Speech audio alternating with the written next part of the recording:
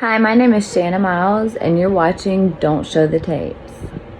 Hey, my name is Shana Miles. I am 32 now, and I have two children, 4-year-old girl and a 9-month-old boy. My story started off pretty rough. Parents split when I was 3. My mom met a man, and he became my stepdad shortly after I was around 6 years old. And for 6 years, I was sexually harassed, molested, and traumatized by this man. And the final thing that happened was when I was 13, and he was actually kicked out because of my grandparents, not because of my mom. But I feel like there was always a lot of resentment held there, like it was my fault. So I was traumatized for years. Like, I just finally came out and was able to speak to her about it maybe a year ago, because after I had my daughter, I couldn't take the PTSD symptoms, the visions, the thoughts, just everything coming over me. So that was a huge, impactful period of my life that still affects me today. So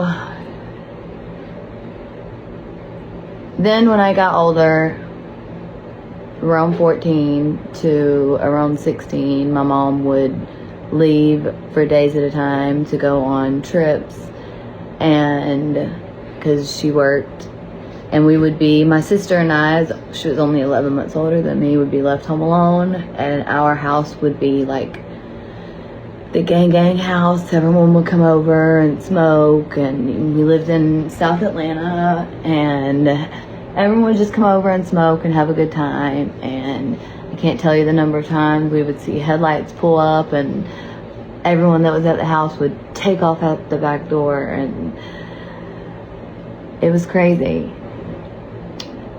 We got spankings pretty bad, backed into the bathroom, switches, belts, hangers,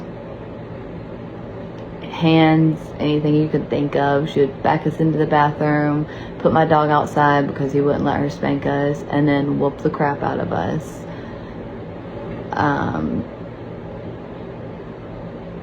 And then I went through a stage where I was pretty content with my life. I didn't have kids. I was exploring relationships. I went to Seattle for a month for a guy. Awful decision. I came back because I just was not happy there. Seattle was not a very happy state, let alone the situation I put myself in. But that was crazy. And so I came back and got with my kid's dad. And he is a major narcissist and mentally abusive. I mean, he's even thrown my childhood trauma in my face. He wasn't there for me when I was pregnant, and I just in August was able to get everything together to move away from him. So him and I have been separated for a while, but he's trying to get us back. Of course, he's being nice, but I've left him maybe 5 or 6 times after having our daughter. And of course, he's always very nice trying to get us to come back. But then once we get back, it doesn't take 2 weeks until he's the exact same way he was before. So when I got this place, of course, he was begging for us to come back and wants his family, making all these promises, but my own place that I can actually take care of and handle. And I'm going crazy taking care of 2 kids by myself and trying to finance myself, but it's worth it to be at peace at home and to be able to come home and not walk on eggshells or just dread him getting off of work because you don't know what kind of mood he's going to be in. And since I moved, of course, I've detached myself from him years ago.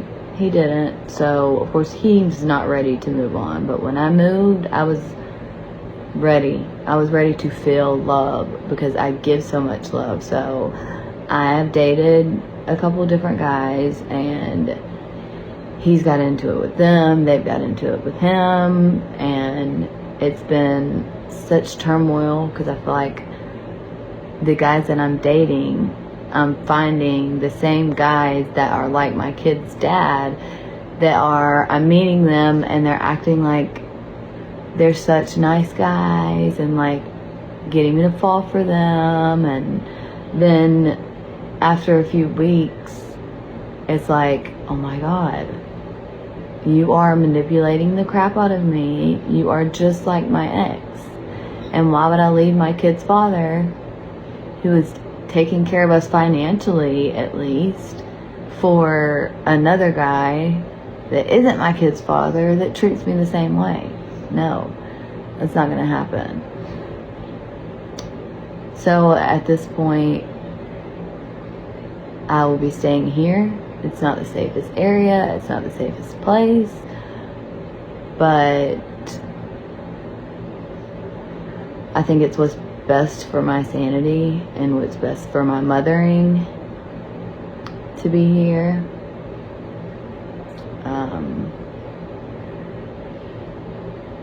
Also, a lot of things jumping back. When I was younger, I went wild. I got in a car accident when I was 24. Driving home the day after drinking, I got T-boned on my left side, and that's where all the scars came from. I broke my pelvis in 3 places and broke my sacrum. And that's a gray hair. Oh my God, my kids did this to me. Broke my sacrum and had to like teach myself how to walk again, and failed classes, and they wouldn't let me take those grades off, so I lost my scholarship, and I was 3 years in to school and couldn't go back because I couldn't afford it. So because of that car accident and my decisions and trying to get home that morning, it just ruined everything for me. I had to start off with nothing. What else do I want you guys to know that I think you would be interested in? I dated a married guy that I didn't know was married. Well, I knew he was married. He said they were separating, and he was in my whole... I knew everyone that he knew, but I thought they were separating. So I dated him, and everyone hated me after that and wanted to beat me up. I even met with his wife, and we had to talk about it, and I explained everything to her, and her and I left hugging, but all of her friends were very angry about it. So, surprised I haven't got my ass beat at the bar or something by one of them. My friend Whitney and I were pretty crazy. We went to her guy friend's house, and there was another guy there. Well, she sleeps with the guy that she's seeing, and we're on the way home, and I kicked him in the side of the head because of the way he was talking to us, and he pulled over and dropped us off, and we had to walk like 4 miles home from there. And there was another really crazy story with her. Really crazy.